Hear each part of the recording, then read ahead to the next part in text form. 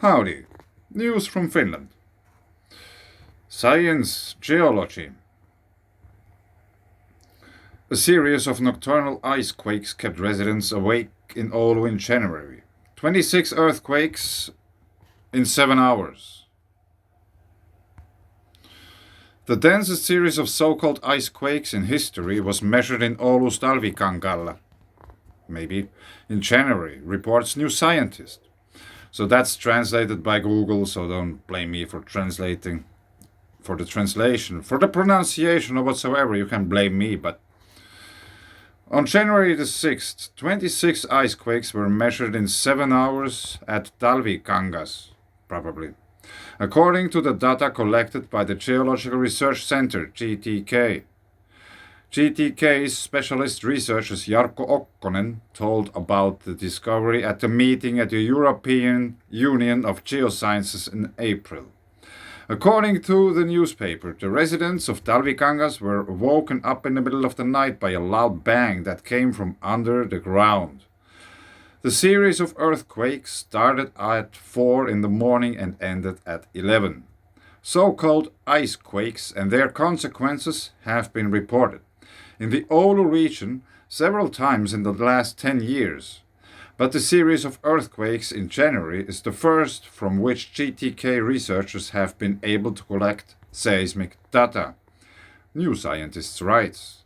According to Okkonen, ice quakes are probably caused by temperature fluctuations.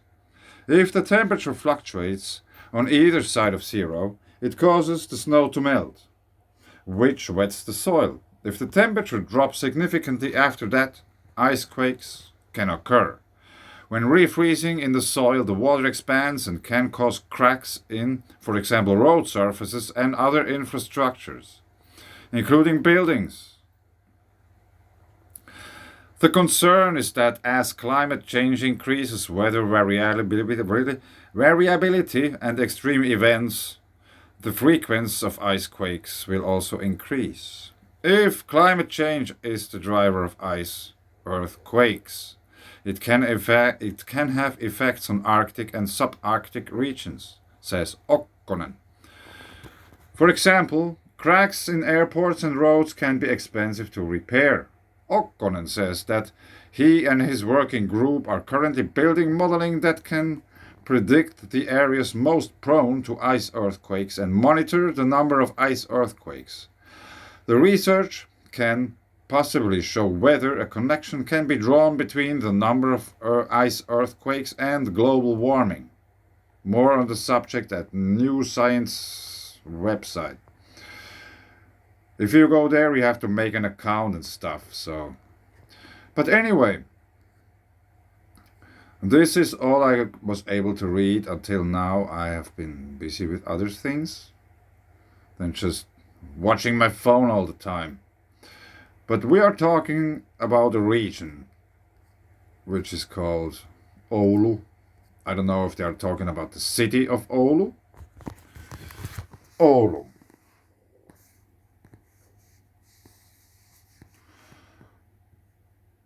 And Oulu is a very interesting place. This is once again from one of the two papers I managed until now to make. There is a third one under construction, but now I have to do garden work. First things first. You have probably seen this map with Outokumpu and the copper mine and the plasma rock site and the copper mine. And here, which is a little bit hidden underneath that, we can see Oulu, O-U-L. There is also probably this kind of, I'm not too sure what it is. Is it a polarity interface between the red and the blue? Conductance in Siemens. So we have very low conductivity here and very high conductivity here. Could this be also interpreted as polarities? You know? I don't know. Maybe. So the quakes happened here where we have also this kind of a interface between blue and red.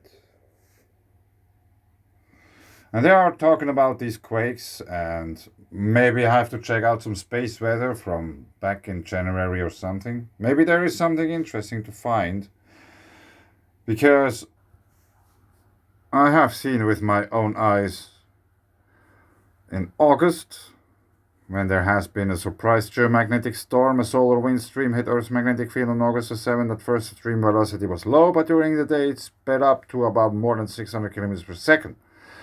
This event was not in the forecast, so the resulting auroras came as a surprise. And maybe there has been also a crack in Earth's magnetic field. And these auroras, there's just one picture, I had some others, I reported on them. They happened on this interface between high and low conductance or polarity. Something like this we have also here. So probably these quakes, they could be also related to some whatever space weather event or magnetic field cracks or stuff like that, because of this surface conductivity anomaly interface. But this news has been just somehow a little bit more than 2 hours out there, so I couldn't make yet any deeper investigation in that. Let's see if I have time and I remember to make it, but I just wanted to show you that. ICEQUAKES, very interesting. Yes. Yeah, I think I leave it here for once, a short video, but yeah, thanks. Bye.